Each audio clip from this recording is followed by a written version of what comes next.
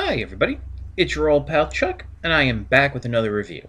And I am excited to bring to you from the next wave of Target Master Generations Legends class figures, Starscream and Waspinator. I'm just going to go ahead and remove Waspinator for a moment. We'll get to him a little bit later. Waspinator, whatever.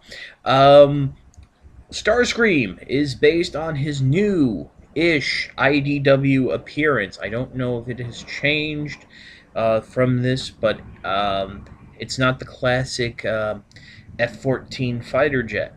This is a really cool figure, and I have to say right off the bat, these new wave figures, Starscream and Megatron, much better than Prime and Bumblebee. He does have the classic colors, red, gray, blue. I mean, this is Starscream. Interesting thing up front here, he does have landing gear that is attached to the same pin as the nose cone. So when you try to flip it up, it will usually bring the nose cone down. And when you try to flip it out, flip the nose cone up, it'll bring the landing gear out, which is kind of easy, kind of nice because it does sometimes get stuck in there. Rear landing gear is actually molded into what will be his knee pads. Interesting enough, even though this is a Target Master, like Optimus Prime, he does come with, regular weapons. In this case, his null rays, which are pegged into what will be his arms and come under the wing. Now, these don't look like the traditional null rays, and I am not familiar with the comic book to say this is what they look like in the comic.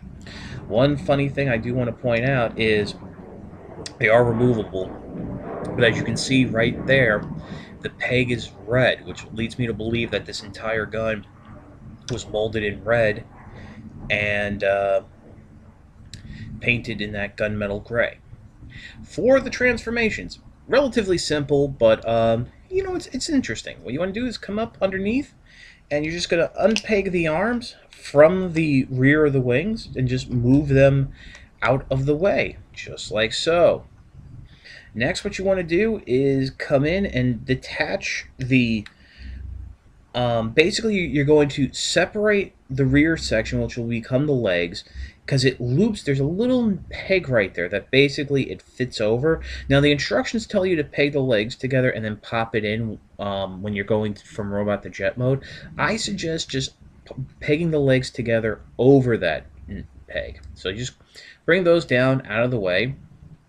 Next step, what you want to do is go ahead, rotate the null rays down and around so they're the barrels are facing towards the hands and forearms, and then go ahead and on this nice double joint, flip the wings up just like so.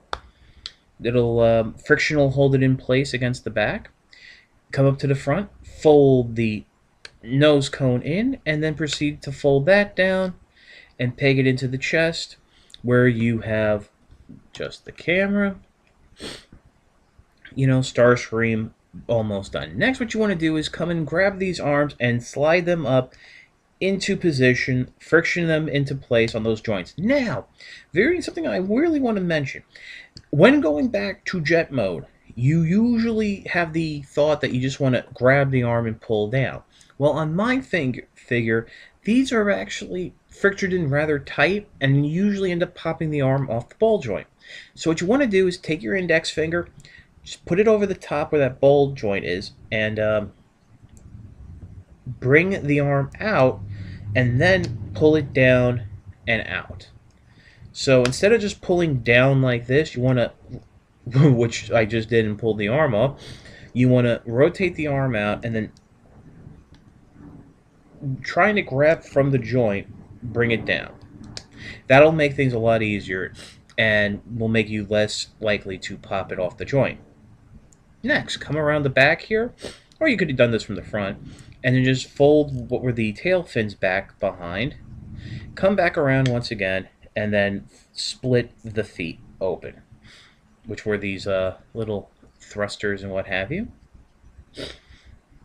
And here we have Starscream in his robot mode, and I have to say it's absolutely wonderful.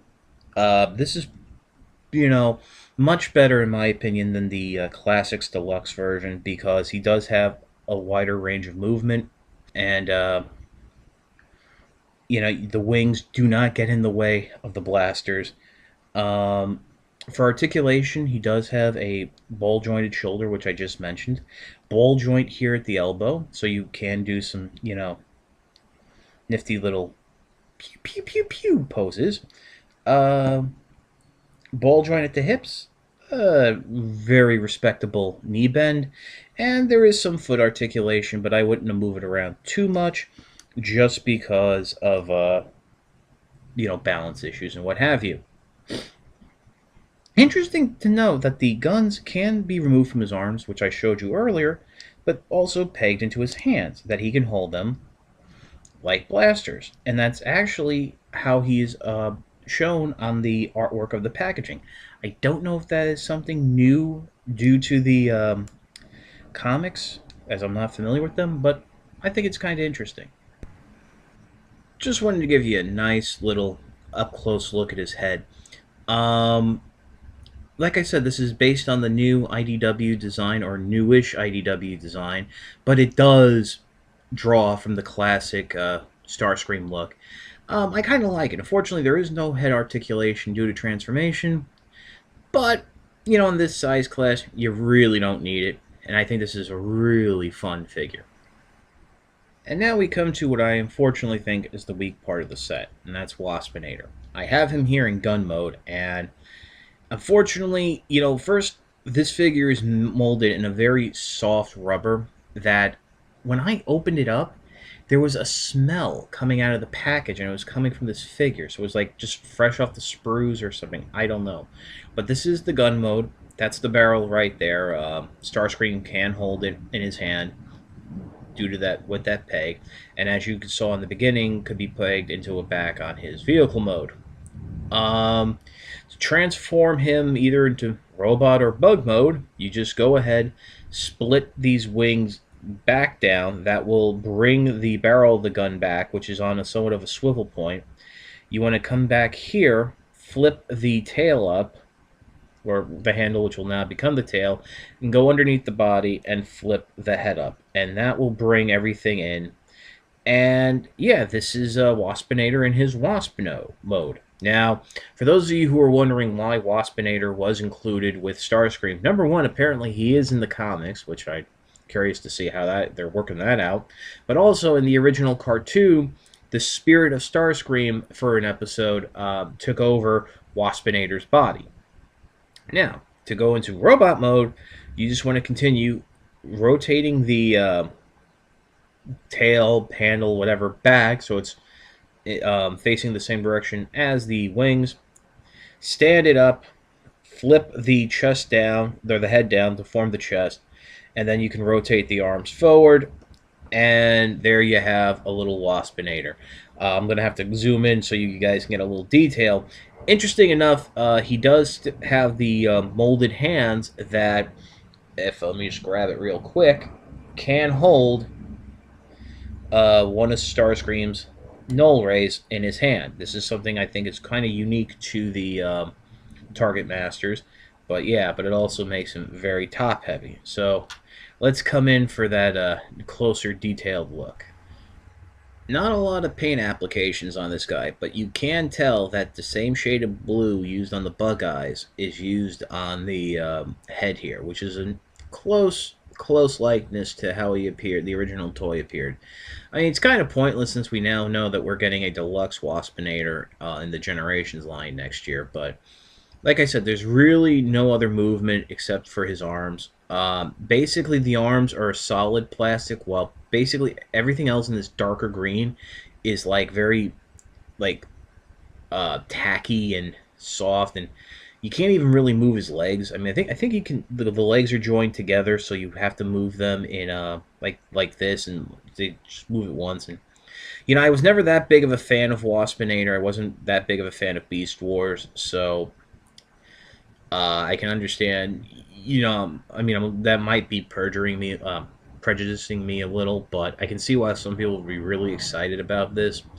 But let's go for my final thoughts. Starscream with Waspinator is a really fun set. While I don't really enjoy Waspinator, others might. And really, for the price you're paying for Starscream, which is a fantastic figure and a great representation of the classic Seeker.